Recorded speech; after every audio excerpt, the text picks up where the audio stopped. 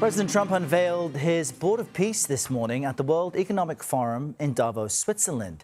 He introduced fellow world leaders who've signed on to the initiative, but notably, several U.S. allies, including the UK and France, say they will not join for now. Mr. Trump said the board is going to, quote, be very successful in Gaza. We're committed to ensuring Gaza is demilitarized, properly governed, and beautifully rebuilt. It's going to be a great plan. And President Trump is leaving Davos with progress made on Greenland. He says a framework of a future deal has been reached. The president says that breakthrough came after a meeting with NATO Secretary General Mark Rutte. Trump also called off the tariffs he previously threatened against 8 European countries. We have a concept of a deal. I think it's going to be a very good deal for the United States, also for them.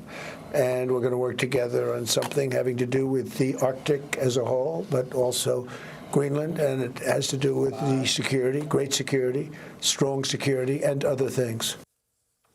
And President Trump is set to meet with Ukrainian President Volodymyr Zelensky today in a short time from now. You see here Zelensky arriving in Switzerland this morning after originally saying he would not come to the World Economic Forum. That meeting is expected to begin any minute.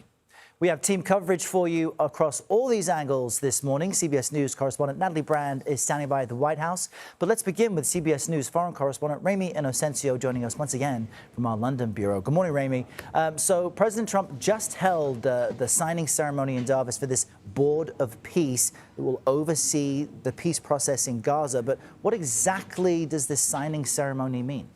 Sure. Well, he talked about Gaza, but President Trump also said we're going to have peace in the world. And that signals how the remit of this new institution has expanded. Initially, a small group of world leaders to oversee that reconstruction in Gaza. But now about 20 countries we're seeing have just signed on, including Saudi Arabia, Turkey, Egypt, and Israel. That membership can turn into a permanent one if you pay $1 billion. But it's unclear, though, where that money will go. But President Trump says he has plans beyond Gaza, and here's more. We're going to be very successful in Gaza. It's going to be a great thing to watch, and we can do other things. We can do numerous other things. Once this board is completely formed, we can do pretty much whatever we want to do, and we'll do it in conjunction with the United Nations. You know, I've always said the United Nations has got tremendous potential, has not used it. And it is important to note which countries have actually not signed it too. Many of them from here in Europe, concerned that this Board of Peace will conflict with the remit of the United Nations. France's Emmanuel Macron outright said no because of that. Italy's Giorgia Meloni said similar, but she said that she's open to finding a way to join. And then here in the UK, they've said no for now for at least partly a different reason, because Russia has been invited. Errol, President Trump said Vladimir Putin had accepted. Putin said that his country, though, is still studying that invitation.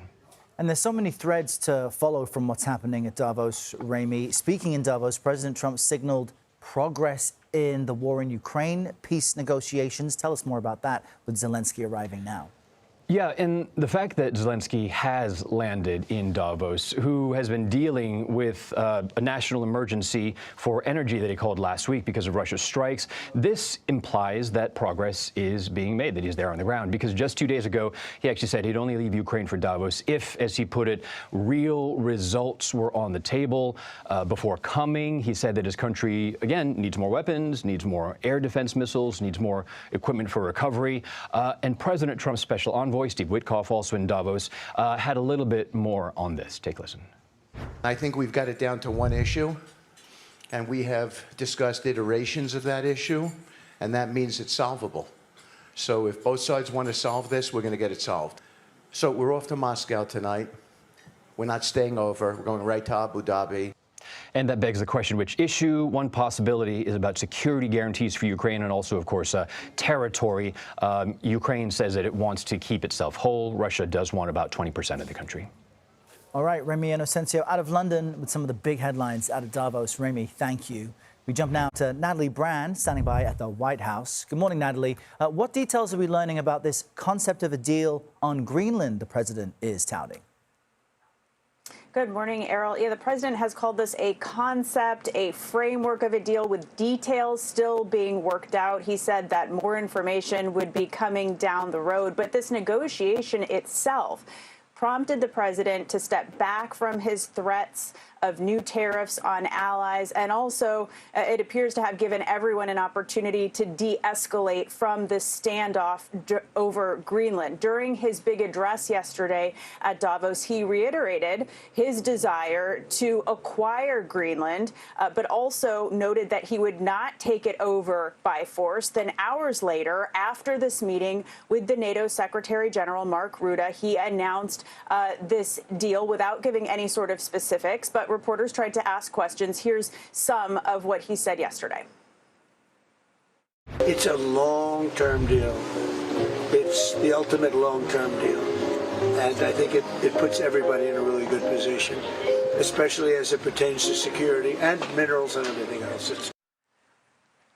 So you heard him also reference minerals, referring to rare earth minerals in Greenland or within Greenland. Now, diplomatic sources speaking to CBS News' Face the Nation moderator Margaret Brennan say the deal is not an agreement for U.S. control or ownership, which remains a big red line for Denmark and Greenland, but it appears to beef up existing U.S.-Denmark deal from 1951, which allowed the U.S. to establish military bases on the island, and it would also seek to increase NATO's involvement with the specific goal of guarding against future threats from Russia and China related to Greenland. Now, the president also says additional discussions will happen related to the Golden Dome missile defense system he wants to build.